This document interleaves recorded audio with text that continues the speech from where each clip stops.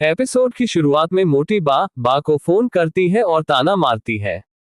अगर तुम शादी में आती तो कुछ यादें बनती, पर तुमने आकर मौका ही नहीं दिया।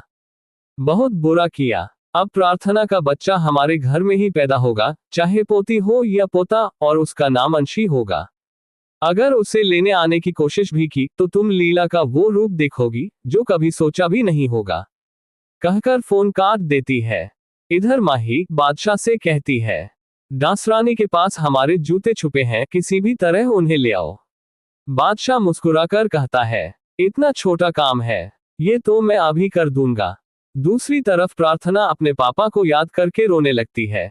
वही पराग कोठारी भी अकेले बैठे सरदर्द से परेशान है। दवा खाते खाते उन्हें अपनी बचपन की प्रार्थना याद आती है।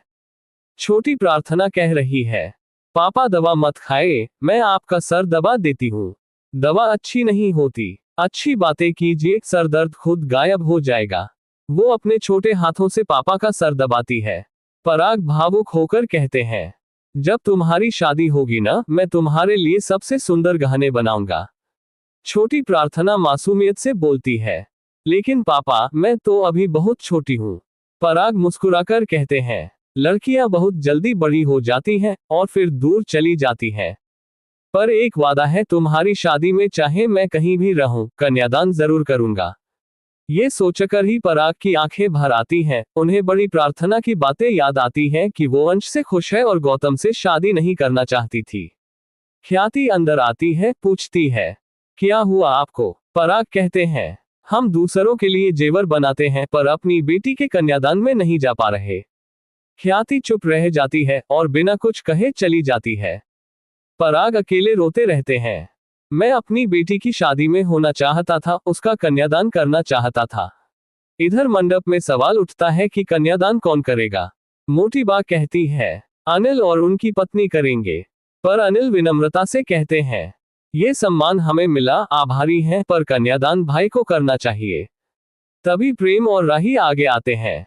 प्रेम भावुक होकर कहता है, आज मैं कन्यादान कर रहा हूँ, लेकिन वादा करता हूँ कि हर दुख सुख में तुम्हारे साथ रहूंगा, पापा की तरह। प्रार्थना आंसू रोक नहीं पाती और उसे भाई का साथ मिल जाता है। बाबूजी भी प्रसन्न होते हैं। इसी बीच बादशाह जसलीन के पैरों के नीचे दबे जूते चकमा देकर निकाल लेता है, लेकिन जैसे ही छिपा कर रखता है, मामा जी वही जूते पहन लेते हैं और भूल जाते हैं कि ये किसके थे। बादशाह सर पकड़कर रह जाता है। वहीं शादी की रस्में चल रही हैं। अचानक अनुपमा का दुपट्टा दिए से जल उठता है। अनुपमा को भनक भी नहीं लगती।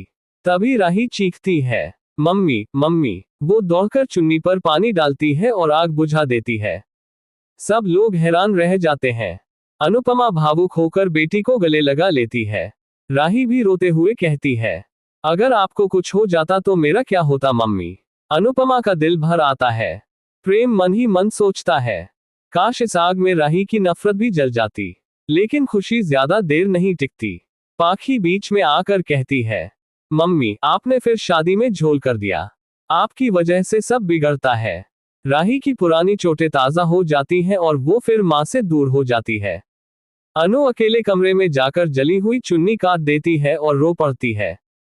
उधर मोटी बा डरती है कि कहीं पराग शादी में न आ जाए, लेकिन विदाई के समय अचानक पराग आ ही जाते हैं। अनु भावुक होकर प्रार्थना से कहती है, देखो तुम्हारे पापा आ गए हैं।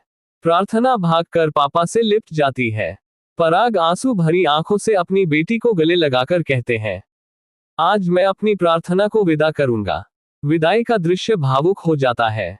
सबकी आंखें नम हो जाती हैं।